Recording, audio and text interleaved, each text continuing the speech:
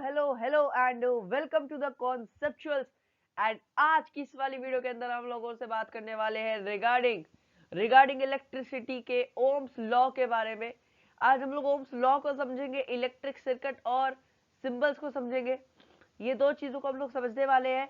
इस part 1 2 3 of electricity already मेरे channel पे अपलोडेड है, जाकर आप उसे चेकआउट कर सकते हैं।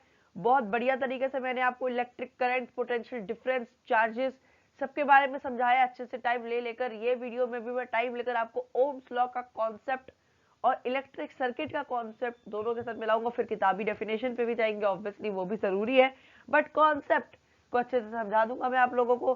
तो सबसे पहले बात करते हैं हमारा इंडेक्स क्या है आज की क्लास का। हाँ, सबसे पहले तो हम लोग आज की क्लास के लिए इलेक्ट्रिक सर्किट एंड सिंबल्स को समझेंगे। फिर हम लोग समझेंगे ओम्स लॉ। इसके आगे लिख लो वेरी इंपॉर्टेंट। इससे ज्यादा इंपॉर्टेंट और कुछ भी नहीं है। 90% न्यूमेरिकल इसके आते हैं और बचे हुए 10% रेजिस्टेंस के आते हैं। पहले मैं सोच रहा था इसी के अंदर रेजिस्टेंस भी घुसा दूं, बट फिर मैंने सोचा छोड़ो, रहने दो यार, क्या है इसके अंदर भी रेजिस्टेंस घुसाना। ओम्स लॉ समझ लो, उसके बाद रेजिस्टेंस समझ लेगा। बीच बीच से थोड़ा जिक्र होगा रेजिस्टेंस का, क्योंकि उसकी स्टेटमेंट ही कुछ ऐसी है, उसका डेरिवेशन ही कुछ ऐसा है, ठीक है ना। और बहुत सारे मिसकंसेप्शंस भी हटाऊंगा। तो चलिए अब कॉन्सेप्ट से चलते हैं इलेक्ट्रिक सर्किट के। तो इलेक्ट्रिक सर्किट, सबसे पहले तो आप मुझे ये इसे छोड़ दो, इसे 2 मिनट के लिए काट दो, ये चीज छोड़ो। इलेक्ट्रिक सर्किट क्या होता है, बचपन से पढ़ते आ रहे हो। 6th क्लास के अंदर आप लोगों को प्रोजेक्ट भी बनाने को दिया होगा कि इलेक्ट्रिक सर्किट बनाकर लेकर आओ। इलेक्ट्रिक सर्किट के अंदर बेसिकली आप लोग क्या करते थे, यहाँ एक बैटरी लगाते थे, वायर्स लेके जाते थे। फिर यहाँ पे वायर्स लगा होने के बाद आप यहाँ पे एक बल्ब लगाते थे, और बीच में यहाँ पर एक सेफ्टी पिन या फिर कोई भी मेटल को ऑब्जेक्ट लगा देते थे, जो कि कंडक्टर होता है और आपकी इलेक्ट्रिसिटी को पास करने देता है। वो आपका इलेक्ट्रिक सर्किट बन गया, ठीक है ना। तो इलेक्ट्रिक सर्किट बेसिकली, आइए थोड़ा इंग्लिश में समझते हैं डेफिनेशन तमीज से। It is a closed end continuous path of the current. बचपन में वो एक्सपेरिमेंट कराकर आपको यही बताना चाहते थे कि मान लो आपके सामने ये 4 बैटरीज रखी हुई है और यहाँ आपका बल्ब है, ठीक है, और यहाँ आपका सेफ्टी पिन है, ठीक है ना। अब अगर मैं इस सेफ्टी पिन को ऐसे खोल देता था, तो अगर मैं ऐसे खोल देता था तो इलेक्ट्रिक करंट के अंदर से कंडक्शन नहीं होता था और बल्ब ग्लो करना बंद कर देता था। बट अगर मैं इसको वापस यहाँ पे लगा देता था, बल्ब वापस ग्लो करता था। तो मतलब करंट जो है वो ऐसे ऐसे ऐसे ऐसे ऐसे ऐसे ऐसे फ्लो कर पा रहा है कंटिन्यूसली। एक ऐसे ऐसे ऐसे ऐसे चक्कर लगा पा रहा है ना continuously. Current charges, current flow कर रहा है। वो क्यों फ्लो कर रहा है? क्योंकि पाथ जो है वो क्लोज्ड है, ठीक है ना। अगर मैं कंडक्टर को या कोई भी स्विच है उसे खोल दूं तो पाथ टूट जाएगा, ठीक है ना। तो it is a closed end continuous path of the current. Current का closed end continuous path.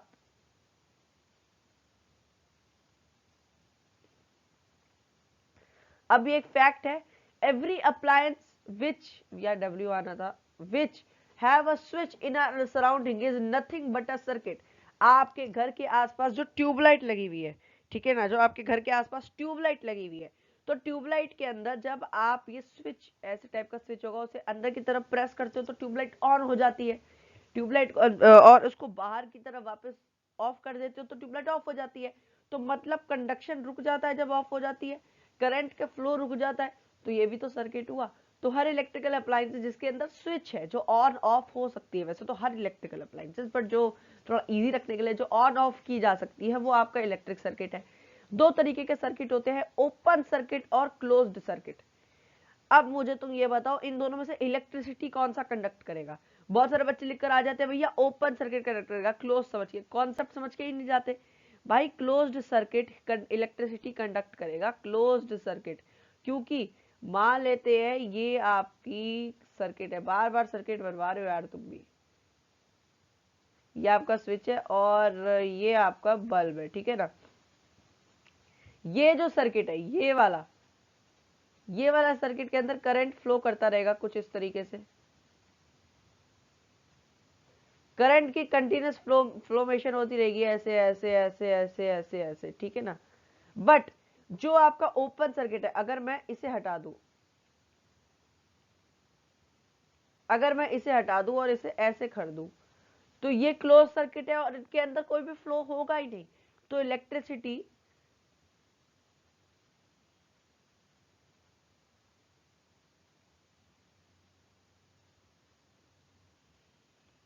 is conducted by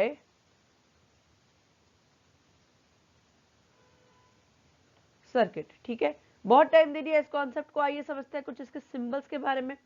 what are the symbols of an electric circuit? आपके एनसीईआरटी बुक के अंदर वैसे तो दिया हुआ है, बट मैं थोड़ा और अच्छे से समझा देता हूँ। तो एक सर्किट को बनाने के कुछ सिंबल्स हैं, वो सिंबल्स कुछ इस तरीके से है। सबसे पहला तो आप वायर को कैसे डिनोट करते हो, कोई भी बुक वुक खोल लो, वायर ऐसे डिनोट होगी। तो ये जो सारी चीजें है ना, ये सारी, ये वाली जो चीज है, ये वाली, ये आपकी वायर आती है, ये आप लोगों की वायर हो जाती है। ठीक है ना, वायर हमने समझ लिया। अच्छा थोड़ा ब्लैक पेन ले लेते हैं। ये आप लोगों की वायर है। फिर ये आप लोगों की कंडक्टर्स, ये कनेक्टेड, ये कनेक्टेड, ये भी कनेक्टेड का ही पार्ट है। ठीक है ना, और ये नॉट कनेक्टेड। ऐसे कर लो या फिर ऐसे कर लो, जब तक बीच डॉट नहीं लगाओगे कनेक्टेड नहीं होगा। ठीक है ना, ये आप लोगों के कनेक्टेड है। फिर ये ग्राउंड है, ये ग्राउंड वायर इतना इंपॉर्टेंट पार्ट नहीं है। फिर आता है हमारा सेल। ठीक है ना, जब सिंगुलर होता है, जब बेटा सिंगुलर होता है तब वो आपका सेल होता है। जब आपका प्लूरल, जब मल्टीपल हो जाता है तो हम सब बैटरी बोलते हैं। ठीक है, मान लो ये आपका इलेक्ट्रिकल सर्किट है, तो आप लोग इसे सेल बोलोगे। पर अगर मैं एक और ऐसे ऐसे लगा दूं, मल्टीपल लगा दूं भैया, बहुत सारे लगा दूं, मैं लगाता जाऊं, तो ये क्या हो गई, मेरी बैटरी हो गई। ठीक है ना, ये क्या हो गई, मेरी बैटरी हो गई। तो सिंगल होती है,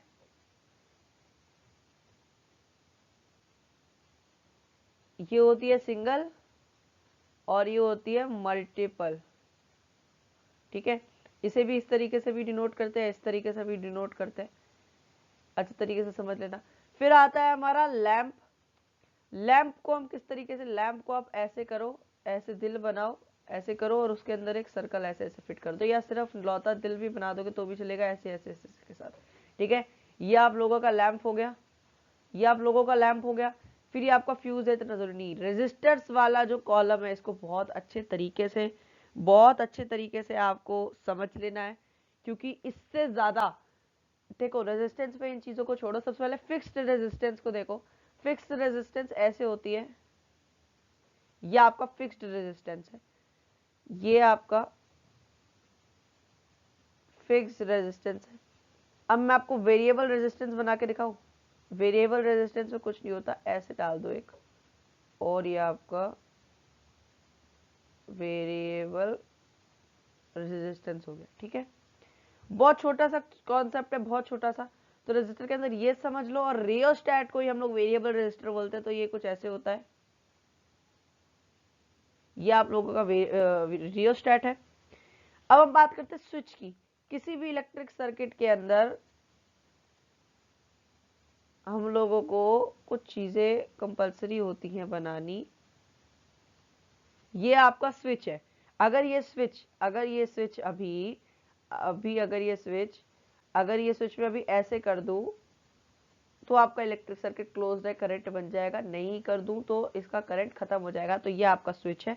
ये आपका वोल्ट मीटर है, लास्ट क्लास में डिस्कस कर रहा था, पोटेंशियल डिफरेंस मेजर करता है और क्रॉस द एंड्स। तो ये आपका वोल्ट मीटर है, ये सीरीज में कनेक्ट होता है कुछ इस तरीके से।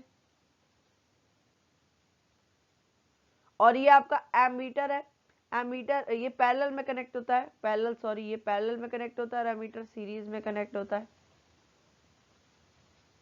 ये इस तरीके से है।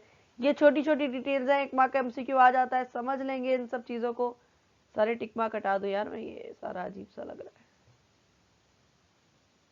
ठीक है, चलते हैं अब नेक्स्ट स्लाइड के अंदर। एक इसके अंदर से मिसिंग है, तो वो भी समझते हैं वो चीज क्या मिसिंग है। गैल्वेनोमीटर। गैल्वेनोमीटर जो है, it is a small current measuring device. तो ये एक स्मॉल करंट मेजरिंग डिवाइस है, यानी कि स्मॉल करंट आता है, मेजर कर लेता है इसके अंदर से, सीरीज के अंदर कनेक्ट होता है, और ये करंट की डायरेक्शन बता देता है। आप लोगों ने सुना होगा कि करंट की डायरेक्शन नहीं बता सकती, फिर भैया ये कैसे बता रहा है, मैं बताता हूँ यार। चार्ज जो होती है ना, देखो चार्ज ना स्केलर है ना वेक्टर है, charge is a tensor quantity. बहुत इंपॉर्टेंट पॉइंट है ये, charge is a tensor quantity, इसलिए उसका बहुत कम अमाउंट के अंदर उसकी डायरेक्शन बताना पॉसिबल है। Charge is a tensor quantity. ठीक है, ये चीज कहीं किसी किताब में नहीं लिखी, अगले साल 11th 12th में तुम्हें एकदम से सरप्राइज करेंगे कि इसकी डायरेक्शन बता रहा है नीटिंग। It is denoted by G in the electric circuit, इसको हम ऐसे डिनोट करते हैं, it is denoted by G in the electrical circuit. अब एक और चीज आप लोगों को समझनी पड़ेगी, ये मान लेते हैं ये आपका गैल्वेनोमीटर की नीडल है, ठीक है ना, ये छोटी सी आपकी नीडल है। तो करंट अगर इस तरफ से आ रहा है तो नीडल इसके अपोजिट साइड बेंड नहीं करेगी, करंट वो नीडल उस तरफ बेंड करेगी जहां से उसकी तरफ फोर्स पड़ रहा है। अगर करंट यहां से आ रहा है तो नीडल यहां से बेंड कर जाएगी, ठीक है। This is the correct part of it, this is the correct method of it, ठीक है ना। अगर उसके ऊपर जिस तरफ से भी फोर्स आ रहा है वो वाली साइड से, ठीक है, वो वाली स्लाइड से, यहाँ स्मॉल आना चाहिए था भाई, ठीक है, वो वाली साइड से जिस तरफ से करंट पड़ रहा है वो उस तरफ बेंड कर जाएगी, ठीक है, उसके अपोजिट साइड बेंड नहीं करेगी, ठीक है ना। कभी कभी पूछ लेता है इमेज बनाकर करंट इस तरफ से आ रहा है कब। अब आ गया है बहुत important topic, Ohm's law. Ohms law, ठीक है ना। सबसे पहले तो उसकी स्टेटमेंट समझते हैं। उसकी स्टेटमेंट कुछ इस तरीके से है, एट कांस्टेंट टेम्परेचर, ठीक है, ये समझाऊंगा मैं आगे चलकर।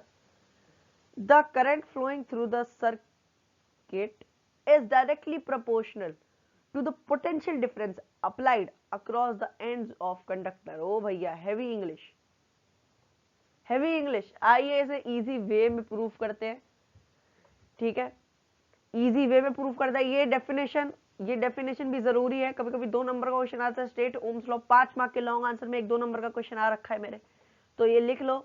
ओम्स लॉ की पूरी statement and experiment to verify it, वो इतना वाटर नहीं है, वो नहीं आता, बट ये बहुत जरूरी आता है। एक ब्लैंक स्लाइड पे चलता है, फटाफट समझाते हैं ओम्स लॉ। तो देखो यार, ओम्स लॉ क्या कहता है, कांस्टेंट टेम्परेचर पे जो करंट फ्लो कर रहा है, जो करंट फ्लो कर रहा है, टेम्परेचर क्या होना चाहिए, कांस्टेंट। टेम्परेचर कैसा होना चाहिए, टेम्परेचर कैसा होना चाहिए, कांस्टेंट, ठीक है। तो जो करंट फ्लो कर रहा है वो डायरेक्टली प्रोपोर्शनल होगा किसके, पोटेंशियल डिफरेंस के। ये चीज समझ में आ गई सबको, ठीक है। ये थोड़ा और अच्छे तरीके से लिख लेता हूं, V is directly proportional to I। ये चीज बोली, the current flowing through the ends of the current is directly proportional to the potential difference across potential difference applied across the ends of conductor, यही चीज बोली थी उसने। ये है आपका ओम्स लॉ। अब मैं इसका एक डेरिवेशन आपको दिखाता हूं, क्योंकि इस लॉ से न्यूमेरिकल्स तो सॉल्व नहीं होंगे, तो हमें इसको इज इक्वल टू में करना पड़ेगा। अब देखो यार, इज इक्वल टू में करने के लिए फिजिक्स का एक लॉ है, जब भी आपको directly proportionality is equal to जाना पड़ेगा, something has to be constant.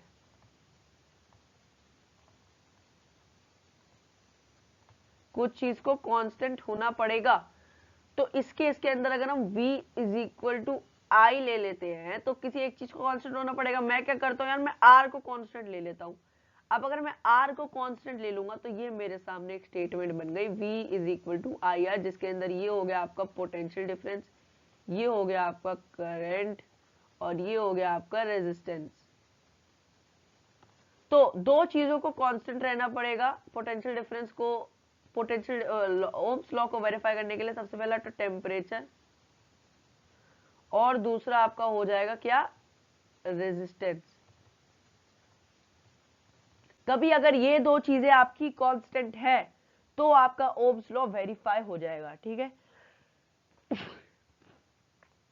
अगर कभी आपकी ये दो चीजें कांस्टेंट है तो आपका ओम्स लॉ वेरीफाई हो जाएगा। अब थोड़ा और अच्छे तरीके से नेक्स्ट स्लाइड के थ्रू इसको समझते हैं।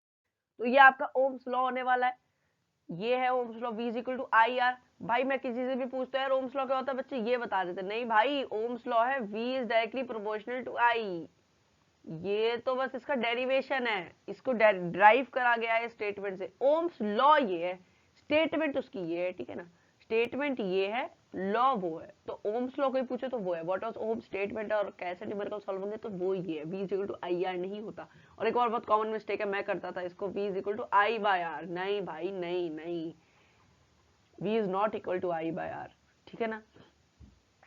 वैल्यूज हमको ओम्स लॉ के न्यूमेरिकल के अंदर V की, I की, R की वैल्यूज गिवन होंगी, हम लोगों को उसी के अंदर पुट करके आंसर को निकालना पड़ेगा, ठीक है ना। ये V आपका पोटेंशियल, करंट आपका I और रेजिस्टेंस आपका ये इनकी यूनिट्स हैं। ये मैंने आगे आपको समझाया नहीं है तो आप इस पर इतना ध्यान मत दो, देर मजाक कर रहा हूँ। ये आपका इलेक्ट्रिक पोटेंशियल है, ठीक है ना, ये आपका इलेक्ट्रिक पोटेंशियल है। Every element in the circuit obeys Ohm's law, बिल्कुल हर जो सर्किट एलिमेंट के अंदर सर्किट है वो ओम्स लॉ को ओबे करता है, जरूरी है। समझते हैं V I graph. V I graph भी देखो यार बहुत सिंपल होगा।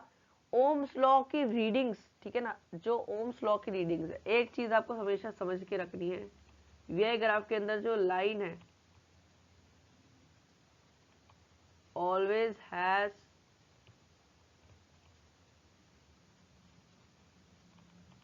Has to be straight.